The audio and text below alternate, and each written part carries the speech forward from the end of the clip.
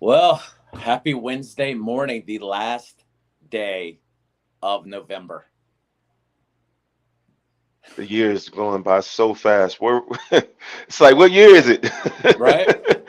2021, 2, 19. I'm I'm, not sure anymore. since COVID, it's like, I don't know what's going on. I mean, things are not the same. We still, I don't know. We're in a time warp right now. Right. And not the Yeah. one from the movie. No, not at all. Not at all. That one didn't even go well. So no. No, but at the same point, I can see it happening any day now. So you never know. Right. Yeah. So how you feeling this morning? Good. The storms were a little rough here last night. I didn't get much sleep, but hey, we survived. No damage. Gotcha. Yeah, I got in late from Charlotte. I got in right before the storm started, and I slept like a baby. So I was exhausted from all the driving. So man, I mean, so I definitely. would have slept great, but I had a dog that, as many people know, dogs don't like thunder. So she was restless all Oh night. yeah, I can imagine she was jumping, not jumping for joy, but jumping all Oh, night. yeah. Anywhere and anywhere, but right there. Yeah, if the whole house was shaking from the thunder, I can only imagine. Exactly. And then last week Yeah, was Thanksgiving. So how was your Thanksgiving? Thanksgiving was good. Um, Long week. I spent it with my fiance's family in Charlotte. But then, of course, I had some business there. I had a client who they were celebrating their first year anniversary, so Okay. I set up some green rooms for them there.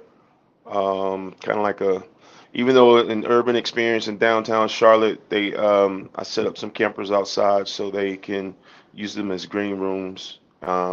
They had day parties as well, so they used them as VIPs during the day and green rooms at night. So it's pretty cool. Well, one thing that we're going to discuss a little bit later that's kind of interesting, but I want everybody to remember we're in that holiday season, Hmm. and that's good and bad.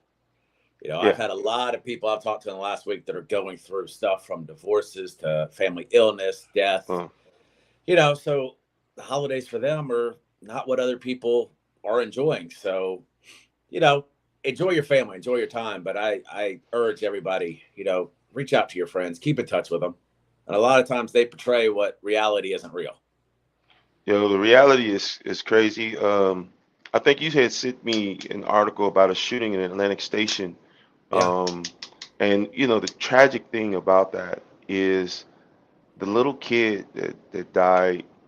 I actually seen that little kid on a number of occasions in Buckhead. A few years ago, um, I had a client that near a jewelry shop. There was a high-end celebrity-based clientele that was there, and this kid was there with several teenagers. And this kid back then was like 9 years old, Right. and he was running the streets at 9 years old. So it's like, oh my gosh. So to see it, and I'm sitting there like, that's the kid that used to hang out, and he hanging out. I mean, the kid definitely had an older soul. He was definitely well before his time, and it's just tragic that happened. So tragic.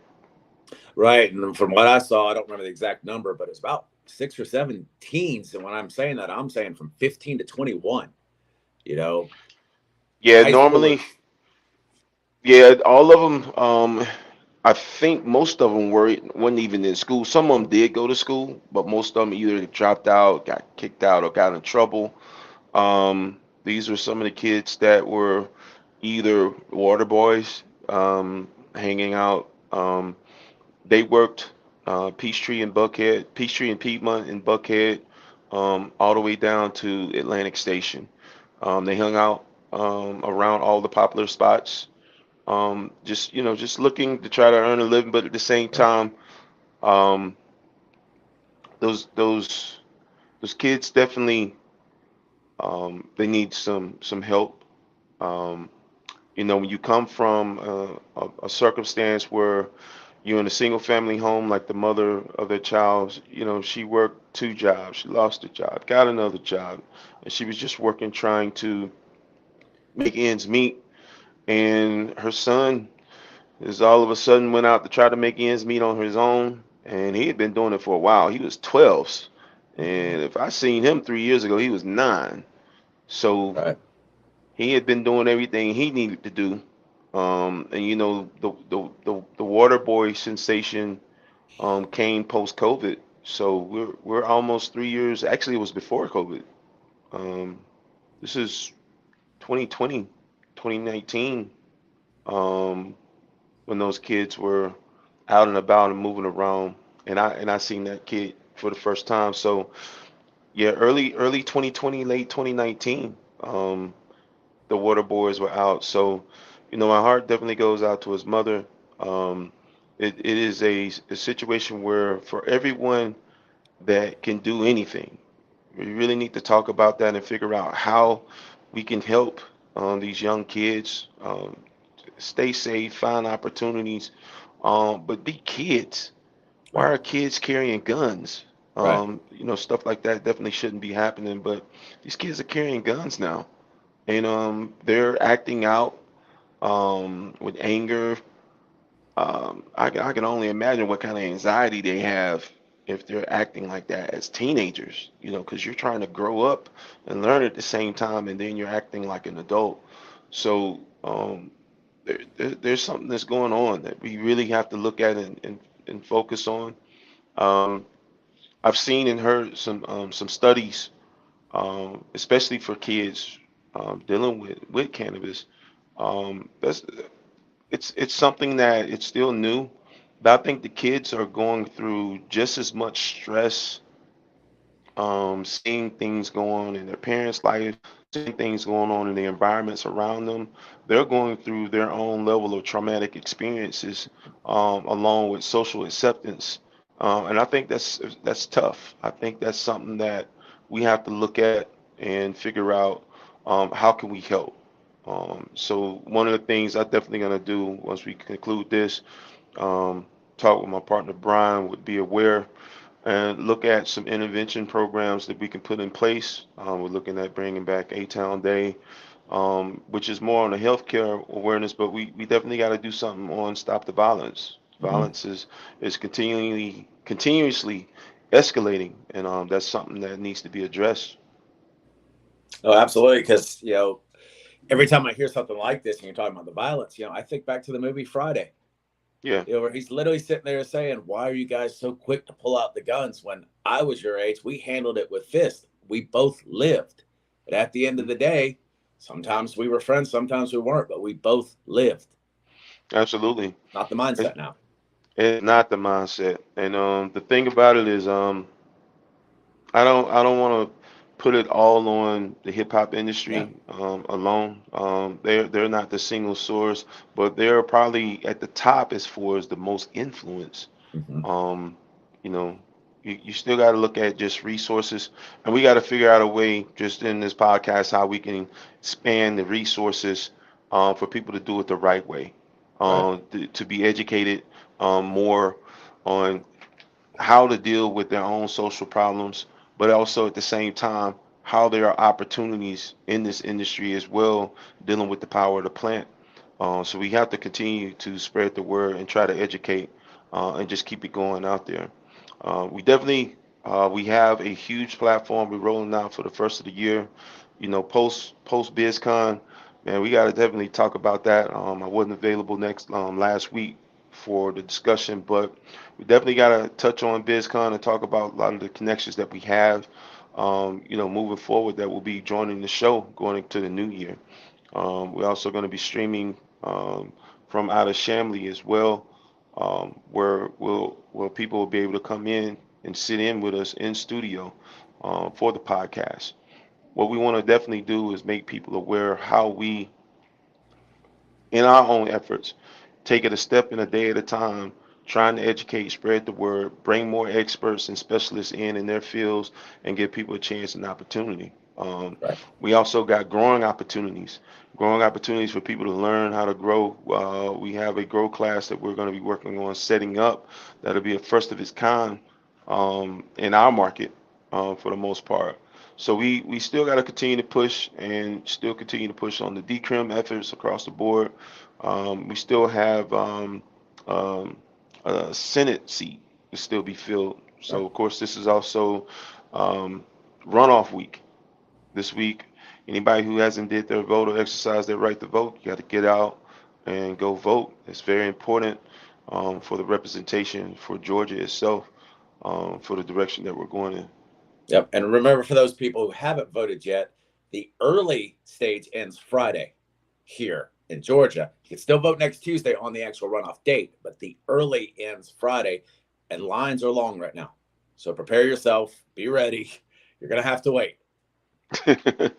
Yeah, I don't have that problem. I am Right. registered to vote in the deep south, so I'll take that. It's almost like a 2 hour trip. It would be the same as waiting in line for 2 hours, but at the same time, I can go visit family and handle business at home as well. So I'll make my trip. Yeah. So we're going to get into some state news, but before we do that, go back to what you mentioned earlier about the water boys and all, and not just that lifestyle in those individuals, but people who are in abusive relationships. We always sit back, especially after the news, and say, why, how, what forced them to.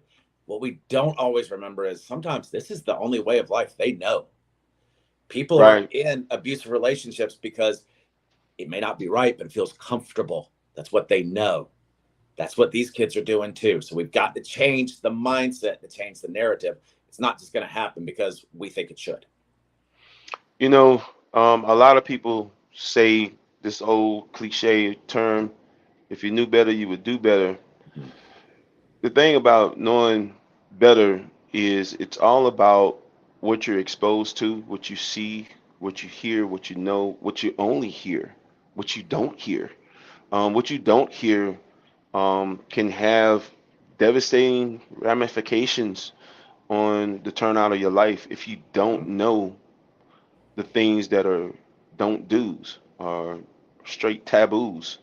So it's really important for us to uh, give more knowledge and awareness than people had before. And in the age of social media, it's like it's on loop, especially on TikTok, especially on IG, especially on Facebook. People see a loop of the same thing and they're doing the same thing, trying to do it a little bit better. No, look for something else. There's more to life than what you normally see. Mhm. And you can only get it by seeking information. You can only get it by tuning in and listening. Some people tune in and listen and be like, oh, they ain't got no viewers. That's cool. We'll gain viewers a day and a show at a time. And Right. as we continue to build and work on our events, we will get those opportunities to further spread more knowledge, more awareness, and we'll have the viewers that we need. We will have the following that we will have. So what we have to do is we have to keep pushing forward, keep giving our best effort, staying consistent with it, and showing like, hey, we need more to join into the fight with us, so that way we can further get Georgia where it needs to be at. Even on the medical end, we're not where we need to be at. With the lawsuits being filed from the 6 companies that were approved to provide the medical oil, we have to continue to work on what we can do now to make this state great, make it better for everybody to live here, for people to be able to relax and deal with the stresses of life. Life is very stressful right now. The things that we're exposed to, even on a worldwide platform, it's just so much that's going on right now. And when you sit there and you look at it, and it hits your mind, it may hit your heart, it may weigh heavy on you. Mhm. And the thing about it is, people need a way to relax. People need a way to um, remove the stress from off their heart, off their mind. So we're hoping by promoting the plant, which is a natural remedy from Mother Earth, for ways to recreationally use it and also medicinally use it. Those are the two ways that are out there. I'm hoping that even in more therapeutic remedies that are available, we hope that more research come to show that this is the tell-all, win-all with this plant.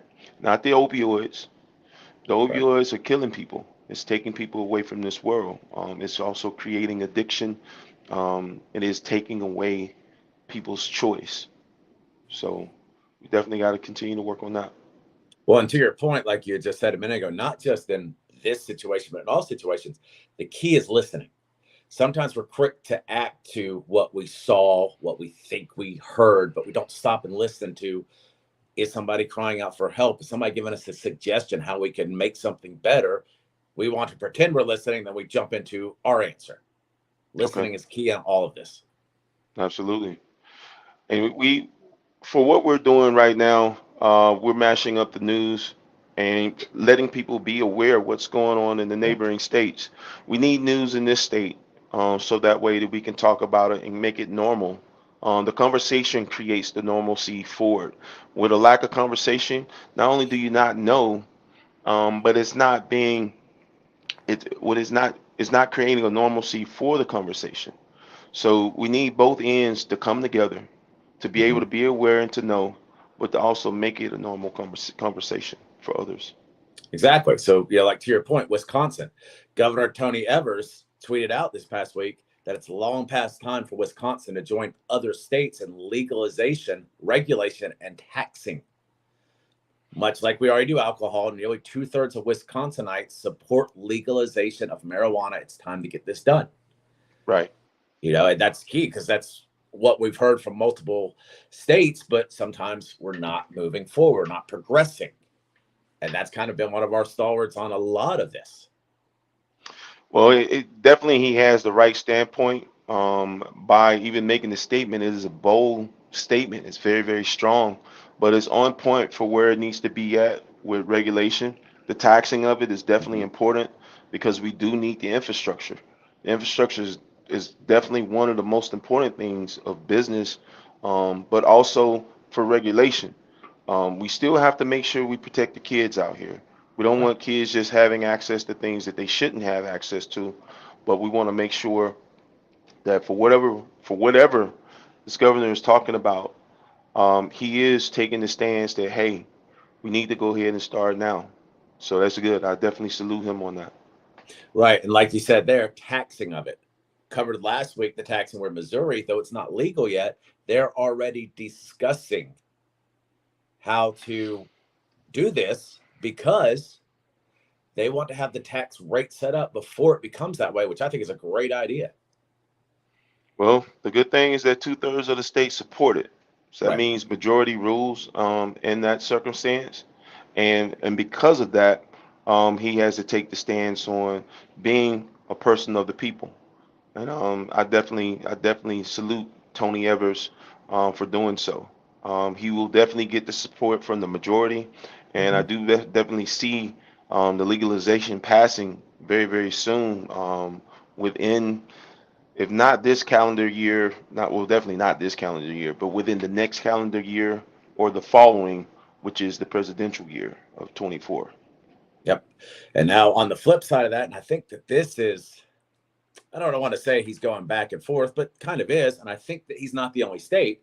Indiana Governor Eric Holcomb said he supports research on medical cannabis, but he's not comfortable with advancing the legislation because it would contradict federal law. And I think we're seeing that from multiple ends, multiple states where, they've got the right to do such as Nevada and these other states. They want to see research, they want to see the efforts, but they don't want to make a legalization stance in their state because it contradicts federal law. See, the thing about the law is this, um, and for 47 years of my life, I have been a law-abiding citizen.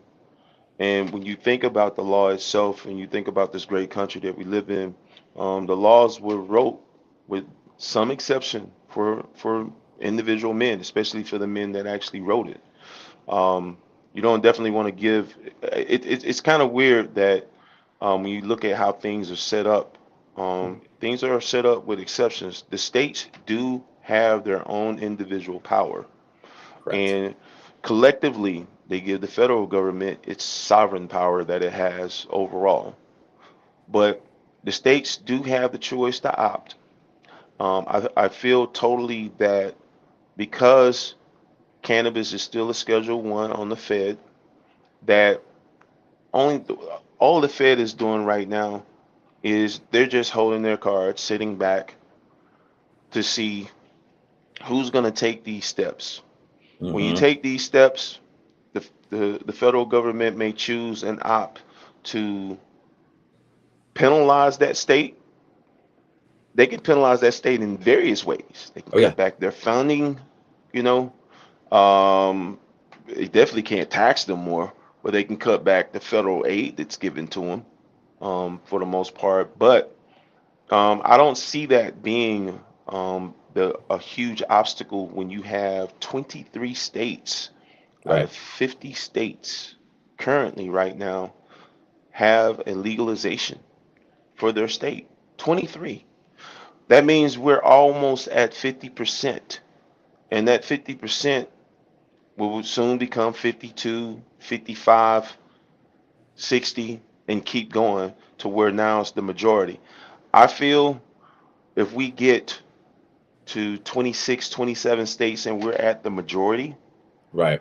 I will see, I think we will see a very fast progression of other states looking and saying, hey, the majority rules. Mm-hmm. Let's go over here where the majority is at. You will have some states that will find themselves where they will be dead last. I mean, they will probably hold out, and it's just because of the leadership.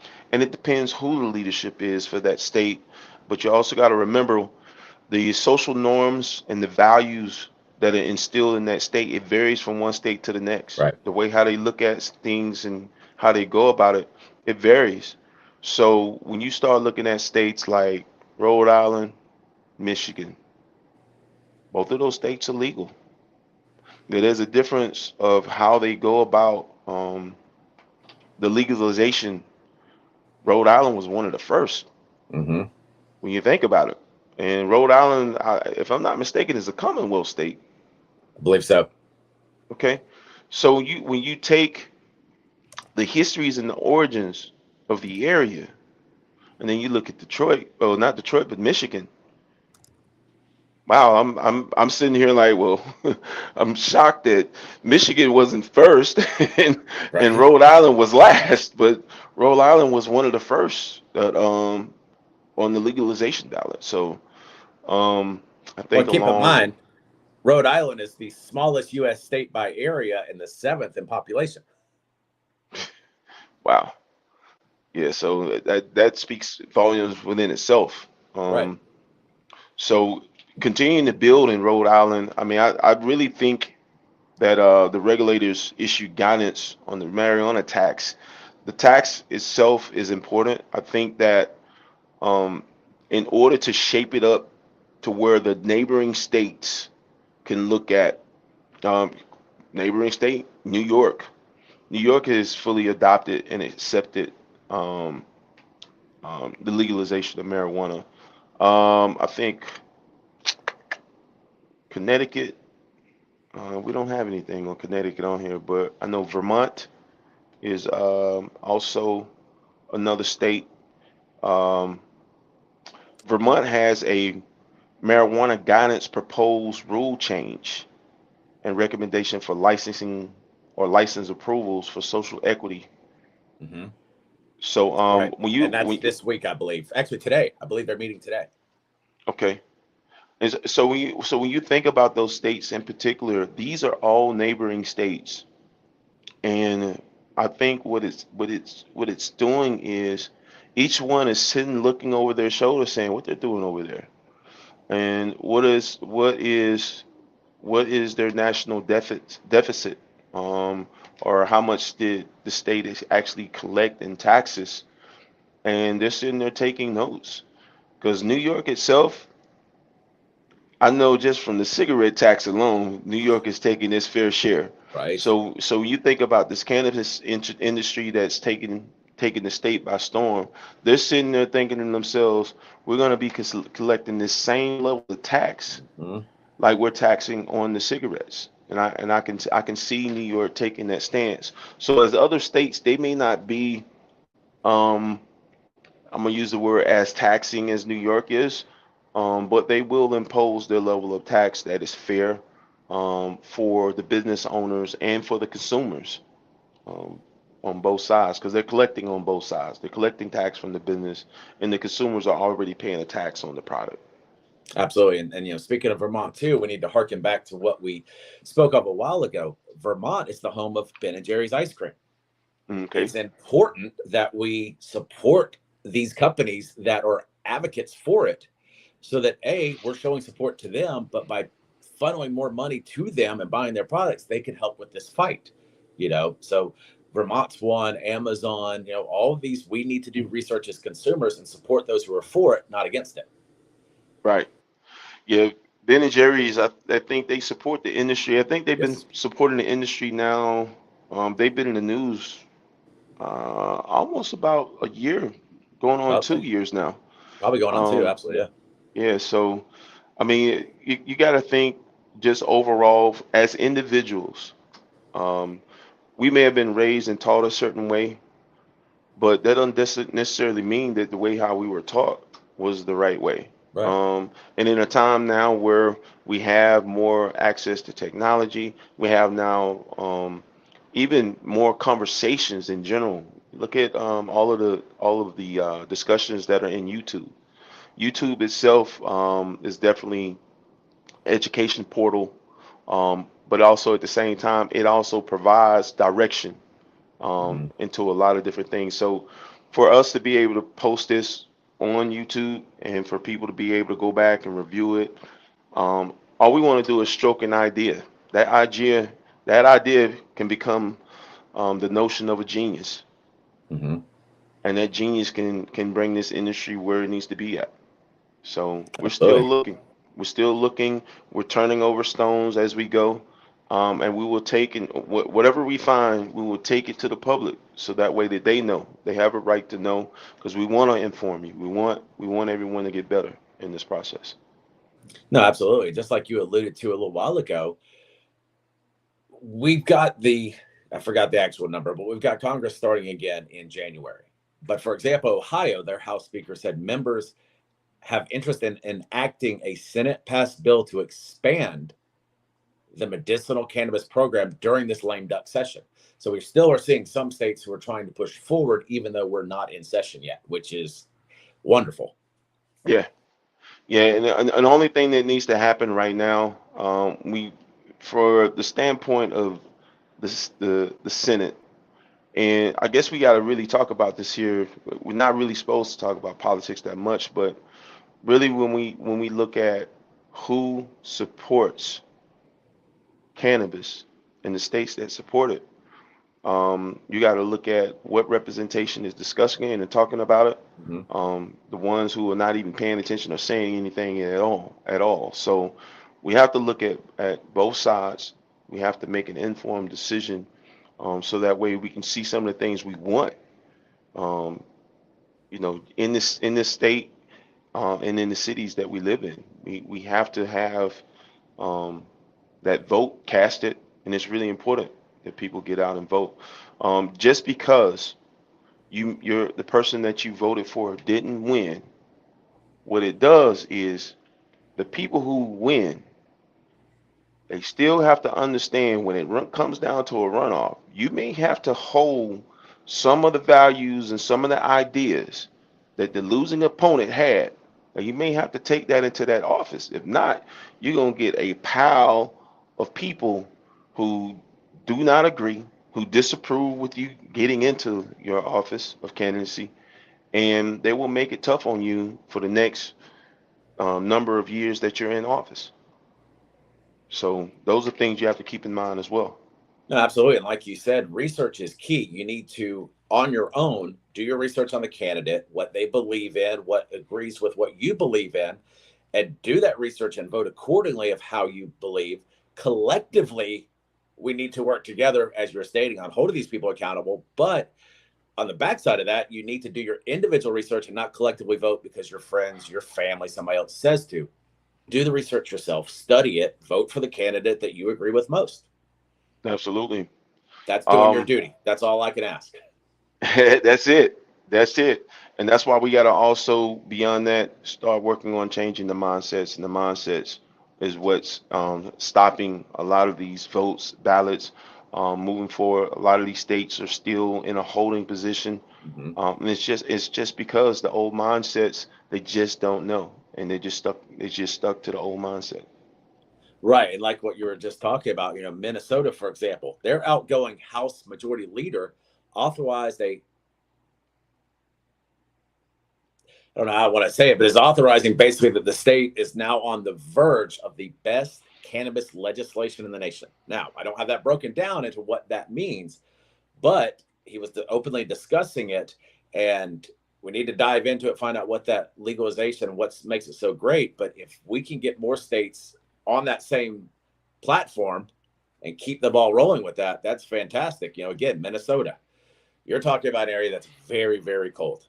I'm sure during this season, depression's high. I mean, it is across the nation, but colder elements sometimes produce that even more.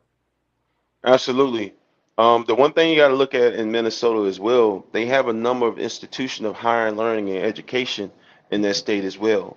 So they are educating. They are actively educating because it has one of the first cannabis schools where you can Right. get a degree in cannabis science in that state.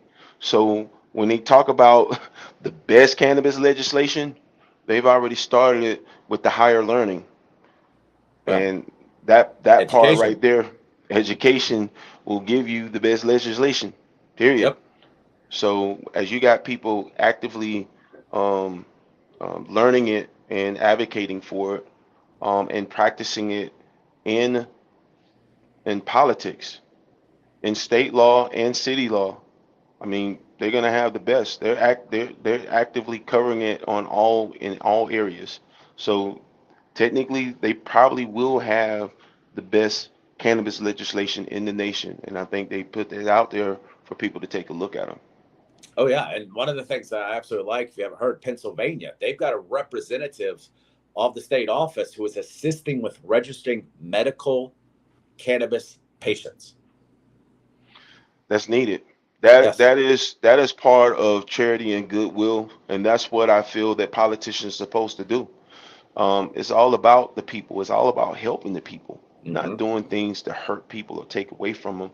So for the people who are in need, this great nation, we should be focusing on not only the elderly, but the youth, but also the sick. Absolutely. And keep in mind, we see this all the time on police cars. It always says on their cars to serve and protect. Well, guess what? Politicians are the same way.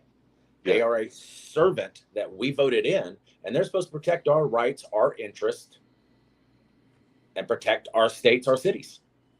they're supposed to, Nate. And the one um, contrary that I have to that is some politicians, they have an agenda. The agenda may be from a personal business standpoint, Hmm. True. and those are the things that get some of those people in trouble, as well. You can't mix business with politics. Um, Straight up taboo. It Right. should not occur in politics, because it's all about making sure that the community, the city, the states is strong and together as much as possible as one. When we're multiple communities and we have different values and virtues, we're not on the same page, which means Right. we're not one state.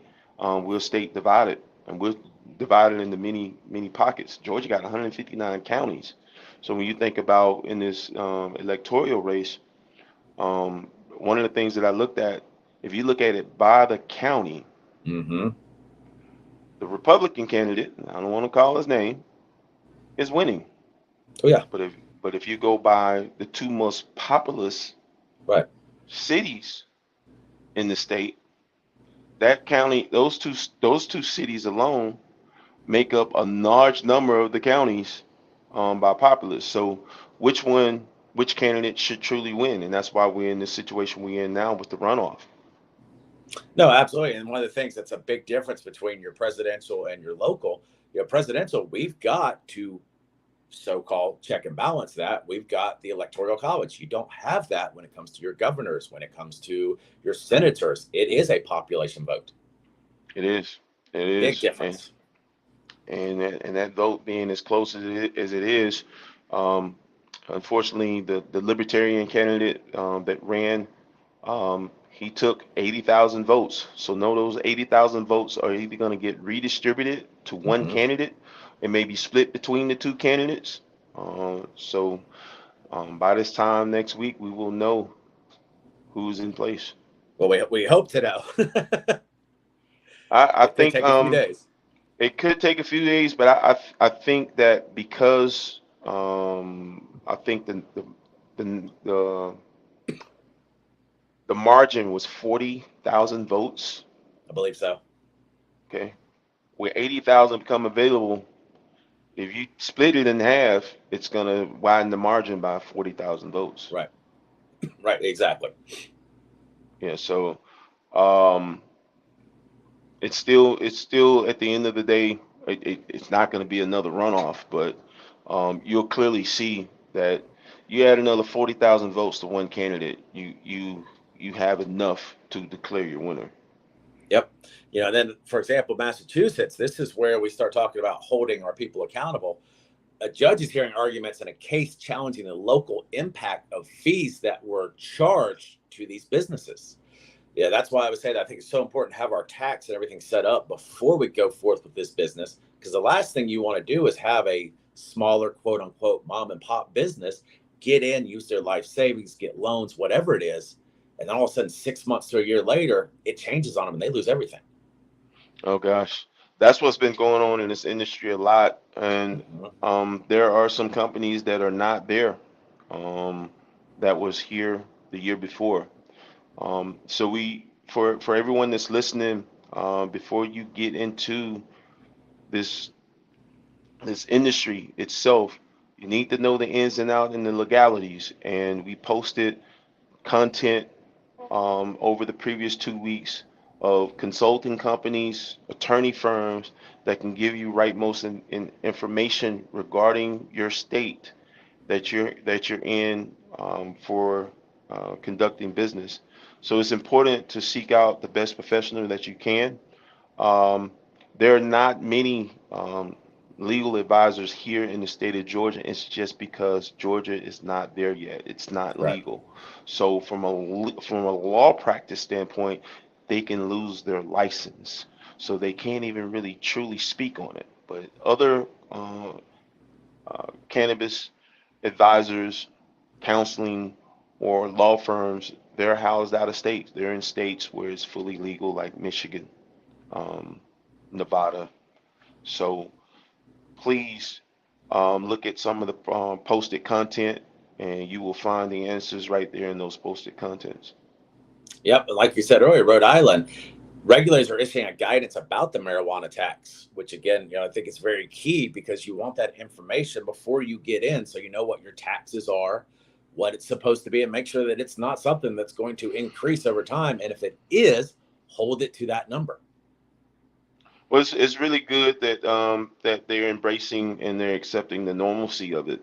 Mhm. And by having a tax in place, the regulators that actually go and make sure everything is in place, the taxes pay for it. That gives the structure to the industry. So once again, salute the Rhode Island for their leadership, the regulators um, issuing a guidance so that way that the cannabis business owners that are in that state can now make the adjustments or add the tax to the product so that way that the state gets their just dues, and then they're able to still maintain theirs and not take a loss because they did not know. So Right. that is really good.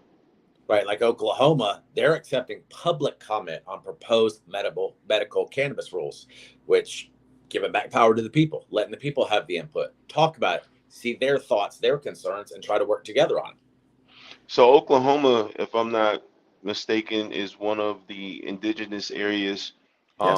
So their approach is going to be similar to like states like North Carolina, where they will give those rights um, to the indigenous people of the land. So that is the proper way of doing it. They were there first. Yeah. So you want to make sure you give those considerations to them. There are a lot of states that may not see it that way, but the way how everything unfolded when once the land was originally taken, they deemed certain lands as indigenous lands or tribal lands, um, in certain states or throughout the country, and those lands, depending on, especially like Oklahoma, would be considered like a majority. Those lands, you're going to give the power back to the people. Well, we talk all the time on here and multiple platforms, social equity. That is a perfect example of it. We are giving back that social aspect and that equity to the people who had it originally. Absolutely. And they got to continue to do that. I think that righting the wrongs of the past is something that this country has to work on. Um, it has been a lot that has went on in this history of this country, and unfortunately, when we talk about the fight for all people, everyone has a story, um, and reason of why their family came here, the origins why they came here. Some of it was by choice, some of it was forced. Some people was fleeing political prosecution. Some were fleeing a tyrant who was slaughtering everyone. Mm-hmm. But you have a large number of people that's here that was brought here involuntarily, Yes. um, and brought here as slaves, and used as free labor. So this country has a lot of issues, and when you think about it, you got to ask yourself individually, what's my problem and what's your problem? For the people who I deem as mankind, humankind, human beings, we love and care about everybody. We don't just think about ourselves. But you got a lot of people that's selfish, very self-centered, and they only know and only care about themselves. Right. So, as I say that on this podcast, for me, it's really important for people to understand. You want to be careful of the people that you're around or the company that you keep. Um, you want to always have the same mindset, the same ideals, so that way not only can you work in harmony, the goals that are set, you can achieve those goals together, and that's what's really important. Yeah, no, absolutely. Because on some federal level, we've got an incident that I don't know if you've heard about or not, but the Customs and the Border Patrol are defending a lifetime ban that was instituted on a Canadian man who had a bottle of CBD oil in his car when he crossed the border. This gentleman is not allowed to come back into the United States now. Yeah, it depends on where he came in, point of entry. Correct. Um, if he had came in, did it say what state he came in at? No, that's something I'd have to look into. I don't even have the individual's name at this moment. It just says that imposed on a Canadian man that he had a bottle of CBD oil in his car. He crossed the border. So I You don't know know what? which area he came in on. You know what? This was the CBD oil. Was it over point oh 0.03? Right. That's, yeah. Don't know for sure for that one, It had but to be. could be. Has to be. It had to be because on a federal level, if it's CBD oil, then it should have been fine crossing the borders. But once again, we've always discussed on this show, knowing the law of the land, where you're going to, whether it's a county or whether it's a state line that you're crossing, it's really important to know the lay of the land. So in that situation, um, now that's really tough because that means that his possession falls on the controlled substance. Right. So got a little bit of information now for you. He's the owner of an event company doing business for Christmas festivals in the U.S. His name is Jonathan Howinging. He crossed Peace Arc border in BC dozens of times without any issues.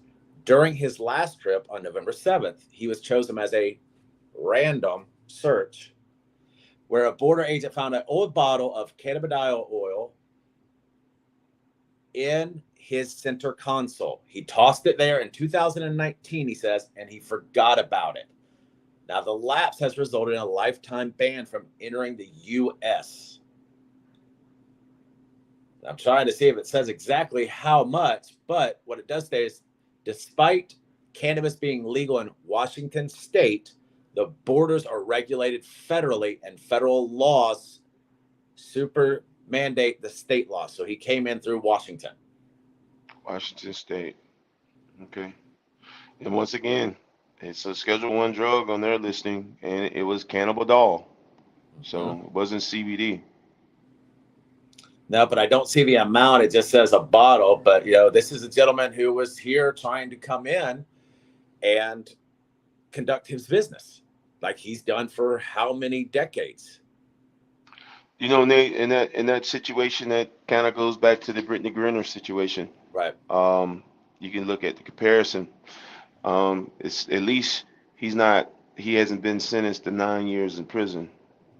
He may have just been banned from coming back into the states. At least he was able to go back home. Um, Unfortunately, the business that he conducts in the states, he's gonna have to conduct that through a second or third person, if he wanted to continue to do it. And he's looking at now, he says that he's applied for a special U.S. entry waiver for people who are inadmissible to the U.S., which cost about $585. He's sought through with a lawyer and whatnot, and he's making a statement that I think is kind of interesting. He says of what he's been charged with so far in his lifetime ban, he goes, I often think, is America safer now that I'm not permitted there for the rest of my life? I don't think so. That's a good stance. I'm sure he doesn't have a criminal background. It's probably one of the considerations of why he was let go. But once again, it's still a Schedule One drug, and he crossed the borders. Right. And just bottom line, it's federally covered. So the thing about the random stops, let's look at Brittany's situation. Maybe she Mm-hmm. was randomly stopped, or maybe she was targeted. But we know for a fact she had been going back and forth for years. Right. So that one random stop, you know, the question is sooner acceptable than later, or is later not acceptable than sooner? Right. Exactly. That's the trick question. So you definitely want to get hit sooner than later, but you never want to get hit, period. So I think that's really what the situation is. That he had been doing it.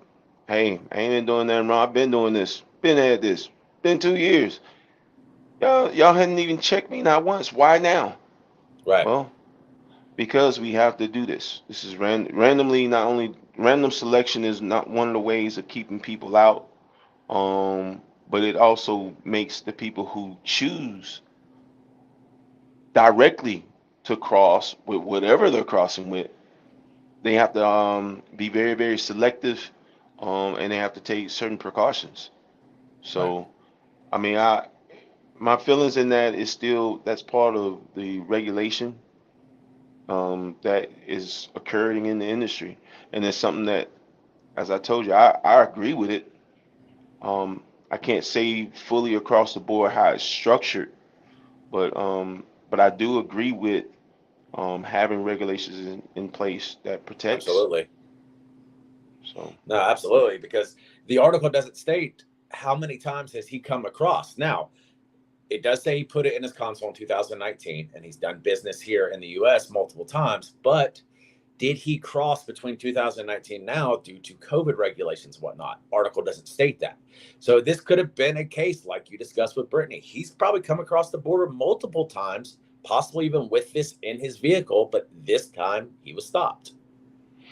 yeah, um, the most important thing is that he's in a situation where he may have an exception or Right. found an exemption. So let's hope that it works out for him. It sounds like he is definitely an honest, solid person, just trying to earn a dollar just like everybody else is. Exactly. Now on to Nevada. Their senator, Jackie Rosen, and we know that the legality and the rules are a little different in Nevada, has introduced a common sense bill. to level the playing field for legally operating cannabis small businesses so they have access to a SBA government resources that they need to thrive. Hmm. You Common know, sense. well, common sense, unfortunately, as we all know, is not so common anymore. So, That's why I but it's said, hmm. right. Yeah, so But again, we talked about Nevada, one, wanting to change from being a Schedule One. They have the dispensaries. They're looking at the lounges next year. They have a lot of differences from other states, as we've seen personally as well from being out there. But even moving forward with this, and I hope it does go, if she is trying to pass this and that these small businesses can have access to SBA government resources, that's big. now it's truly big, and that state in particular has made quite a bit of money off of being, um, I would call it the exception to all states. Correct. Um, um, just in my personal opinion of Nevada, Nevada has put laws on the book that is contrary to a lot of states, and they totally operate different. Just even from a goodwill standpoint, one of the things I learned about Nevada, how it's illegal in other states. All right, we're losing you there for a minute. Hopefully, we'll get you back so that you can continue that thought. Because as you were, saying, yes, Nevada is completely different. If you haven't been out Give there, out food. there you go. Okay, can you hear me now? Okay, Yep. how it's illegal to give out food in all the other states? In Nevada, it's not. You can actually legally go and pick up foods and dispense it out to the homeless in Nevada. That is that's the only state that I've heard of that legally allows that.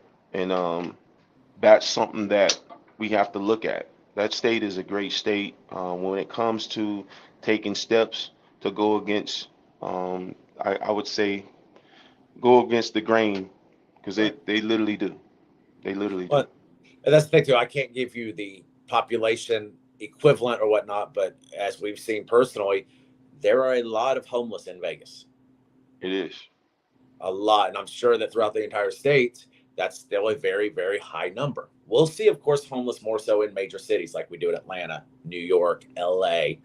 But to be able to do those things where you're trying to be the humanitarian and help give out food, that's fantastic because we don't always understand the circumstance of why some of those people are in that situation. And we, as communities, as leaders, as individuals, and as humans, need to find ways to help these people and our Yeah, veterans. definitely. And it's a lot of veterans that are suffering from post-traumatic syndrome. Um, and the thing about it is, in states like Vegas, having programs in place that can help them, being able to feed.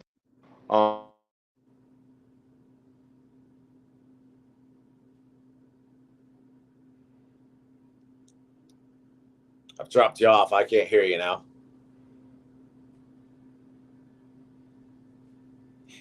Yeah, I don't know if you hear me. I don't hear you at all at this moment, so I'm not sure what your little thought on that one was.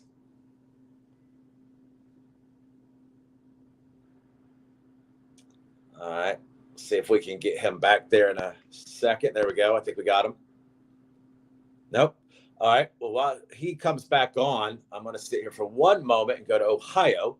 Dave Joyce has created a bill to create a federal commission to study marijuana regulations. Now, say we just came back. I don't know if you heard that or not, but in I Ohio, totally missed it. I okay, just got back in. that's fine. I went ahead and moved here for a second while we're waiting for you, but Republican in Ohio, Dave Joyce, he's tweeted out that he's created a bill to create a federal commission to study marijuana regulations. It'll give lawmakers the answers they need to effectively regulate cannabis and force executive agencies to prepare for the inevitable end to the prohibition. The deadline is going to be 1 year to the act and prepare bolsters for Portis, paving the way for a more comprehensive reform. Which state was this again? This is in Ohio. Ohio. Yes. Gotcha.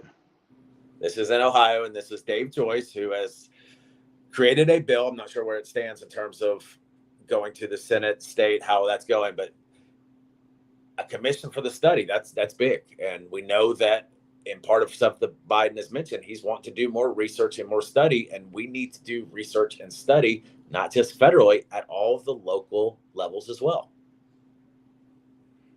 Yeah, definitely. Um, what has to happen is that once again, I'm gonna beat this like a dead horse. The mindset has to totally change on the industry. If those leaderships, if they're gonna make a decision on something, they need to either educate themselves in the matter or bring on someone. I think I think in one of our past discussions we was talking about a drug czar. Right. Okay, each state should have a czar regarding whether it's if cannabis is being proposed to be looked at, then that person should have all the recommendations available from research that has been done. Mhm. He should already possess the level of education. It should be some educational level, whether it's schooling, events, seminars, sessions, whatever you want to call it. They should be within that person's control, and then that way that person can answer to the POTUS regarding where they're at within their state, what's the numbers, how many people agree, how many people is actually enrolled in the program, how many people have their medical cards, how many registered cannabis business or CBD related businesses are in that state. This person should know all of that. And once you Okay. have that in place for every state, you got that one person that can give that answer. It's almost kind of like having a governor, but having a governor for cannabis in each Yep. state. No, absolutely. Because we've ran into an incident in Texas, if you hadn't heard about, where the Texas advocates are pushing back as local lawmakers in several cities are working to undermine the decriminalization ballot measures that voters overwhelmingly approved this month. They approved it. And now the city council has repealed the reform, and the advocates are wanting to put it back on the ballot. So you've had people who have voted it forward, and now they've basically gone back and said, nope, not now. We're going to wait. So now they're going to have to wait again and bring it back up on the ballot for a second, maybe even a third time.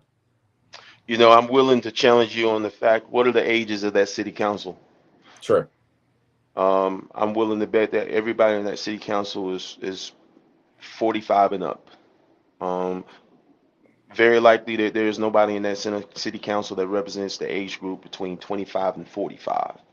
Um, I feel that that age group, those 2 decades, um, from 25 to 45, I feel is the transitional years of what the world is today, as it continues to change. Anything prior to that, where you're now looking at 45 going and up, those changes wasn't there. So when you look at going into the millennium, we still were doing drug testing. Right. Not even just random drug testing. It was drug testing required for your job. So if you had marijuana um, in your system, or which is THC in your system, you lost your job. It wasn't like any other drug. Of course, you would lose your job, but you can get a doctor's excuse if you were on an opioid. You Mm-hmm. didn't have a doctor's excuse for cannabis. Now you can use a medical card. Now, the funny thing about the transition is that now with a medical card, employers don't still have to take it, because if the employer's mindset is, oh, you smoke pot or you smoke weed, oh yeah, you can't work for us. Well, We and have remember, Georgia's a right to work state. So yeah, they can let you absolutely. go and not say that's why. That could be why. They Absolutely. don't have to tell you. So with that being said, everybody 45 and up won't give it a chance. Mm-hmm. But if you're in between 25 and 45, there's more of a chance that you will be given a chance. Under 25, which is rare to find leadership in that age span, will certainly not hold it against you. Well, and We're in that's a one of new the day things and too. time.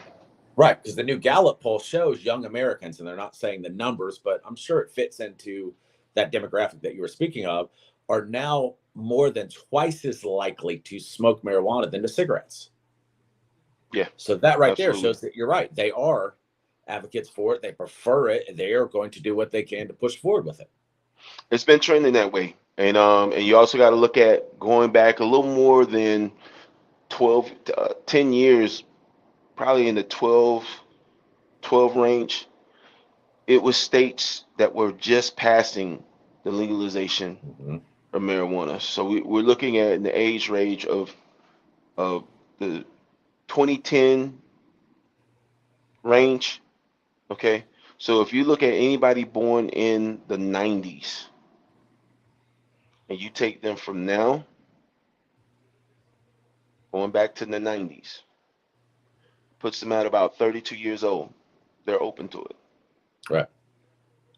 Anybody born in the new millennium, the millennials, 2000s, they're about 22 years old, so they fall just short of that 25-year-old threshold that I was speaking of. But the millennials, at 10 years old, may have been aware of those states making those decisions. Mm-hmm. So as they hit 18, they had 2018. The Farm Bill hit in 2018. Right. Well, who didn't hear about that? Right. So now you take them, and they are going to be the difference makers for this industry. So now, if you actually go ahead and add the other 3 years to it, we're looking at 2025 will definitely be not only majority rule, will probably be 75%, which is three quarter, maybe 80% legal, all states. Right. But something that we've got to keep in mind, because this happened to me. For example, just because things are legal doesn't mean like what you're talking about in these drug tests. I switched, as I've stated before, a couple of months ago from one form of gummies to another. And the people at the store stated that, hey, this one, because it is Delta and the THC together, you could fail a drug test. It is legal to buy in Georgia, but you could still fail that test. Unfortunately, that's the part that we got to fix, and we got to Right. keep working that part out. One with the research, but two, there needs to be a process in place, and it's not fair across the board. No, it's not. And like we said before, that's where, as the consumer, you've got to do your research. Is this going to do something that it could cause if I were to have an injury, an accident? Could this affect me in a way that I'm not expecting or looking at this moment? And I compliment the individual at that store for mentioning it because they should. Hmm. But as a consumer, you need to make sure you understand your research too, because you think you're going to be able to go back to that store and go for damages or lost wages? No. Yeah, no. And it's tough. A lot of change needs to be made. We need more discussions, of course, to make it aware. We got to start our little small list, and we got to start contacting our representation in the state. So with No, that being absolutely. said, Because, with like to that your being s- point, Kansas legislator, special committee on workforce development, voted to recommend that colleagues proceed with caution on medical cannabis legalization due to concerns about drug testing and labor shortages. we are in a time with labor shortages. So, Oh, absolutely. um, one of the things I can say, and I don't want to call out this company's name, but they're very big, and they have everything from A to Z, So and they're an they A-list company. so they lowered their standards Yes. on hiring, especially for their drivers and delivery, because there was a shortage in Mm-hmm. available labor um, for these massive requests. So, if that is being said, with that being said, time for change. Right. And, to the point, we're at the holiday season. And for those who have not thought about this, guess what? you need to go ahead and look at what you're looking at as a consumer to buy for gifts, because there's already shipping delays. I've had 3 myself, and I just ordered them last week. Now I have time to get them, of course, beforehand. But one of the other ends that we're now is in our news is a railroad strike. If the railroad strike happens, now what happens as a consumer as products being shipped to us? We're in a time where we could have some issues with shipping in multiple levels. Oh Lord. And I can tell you right now, I looked at Well, while we've lost them for a minute, remember, kids aren't going to understand that Santa uses the railroad stations or these big companies too. So keep that in mind. yeah, what I was gonna say before I got a disruption, that this country cannot afford a railway strike. Road. Railway goes from ship to destination. So a lot of the railway freight, like people think trucks get things. The railroad is the oldest transportation in the world next to ship and barges, and railroad gets everything everywhere. We cannot have a railway strike. That will Well, shut down things and make things really crazy. absolutely. And without going into big detail, you can speak of this because we had it happen before there was even discussion of a railroad strike. We had a major delay in a product via the railroads from shipping container to the transit. And that was before the strike was even considered. Yeah. And we already experienced that, unfortunately. Well, we had a lot to cover on states and legally, and there's something that I wanted to get into, but it's going to be a bit for sure. So we'll probably cover that some next week as we start getting some guests in here and adding to our formats. But one thing I want to discuss a little bit next time is they are now doing research for people with bipolar disorder that are using cannabis to help. Okay. And And we'll go into that more, but that unfortunately that's a good and a bad side, because somebody who has the bipolar disorder, it does help them, but they've also noticed in some of this research that it causes secondary effects as well. yeah, yeah, that is an area where a lot more research needs to be done in that area. Oh I yeah. can't sit here and say wholeheartedly that that is the tell-all win-all. Um, so we do need more research, more concrete data on that. And then also, um, I would like to see that data in with multiple versions, multiple strains, um, with origins and backgrounds of individuals as well, just to chart it more properly. No, absolutely, because they are taking their time. Like you said, we'll go into this more later, but they're taking their time doing their research. For example, that THC can actually have opposing effects of the CBD, and they want to disentangle that so that they can figure out the best maximization of the therapeutic benefits. So, this is a great example, without us going into huge detail, of how cannabis, as we've already discussed and know, can help people in multiple areas, multiple ways. It's not just what people think of as smoking or gummies. Okay. Yeah. So I like seeing stuff like this. This is stuff that we talked about the research, the medical and medicinal, that is so important, and what we've A, got to do research on, and B, got to get it passed to help these people who need the help. Absolutely. Definitely So, got to do that. but we covered a good bit in an hour. Already been an Absolutely. hour, and the Yes, it next has time we're been. on will be December. That's tomorrow. December countdown to the new year 2023. Let's go. Absolutely. But before we do that, Sam, again, mention to people where they can connect with you, because we've got some very exciting news that we're going to be coming out with very, very soon that we want people involved in. Yes, yes. Definitely follow me in my journey at Big Boy Sam with two M's on IG. Sammy Mumphrey, SammyMumphery on LinkedIn. We got a lot coming in 2023. We'll be making announcements on. We also got some new persons that will be involved with the podcast as well. So we got some great knowledge to share with people. We got some amazing professionals and innovators that will Yes, be appearing on the show. So we've been making some gains and strides. So thank you for tuning in. Thank you. absolutely. I hope everybody has a safe week, a good week, And we'll see you next week. And again, for myself, you can reach out to me and connect on Instagram, on Twitter, DJNQ75. If you've got suggestions for the phone for this show, or you have people that you might want to have join us to educate, as well as any questions you might want to answer, reach out to us. We will do our best to get that information to you. And we post every day on these sites as well, various information like what we discussed today. All right. Sounds good, Nate. All right, Absolutely. everybody. Thank you again for tuning in. We'll see you next week. Blessed week and see y'all next Wednesday.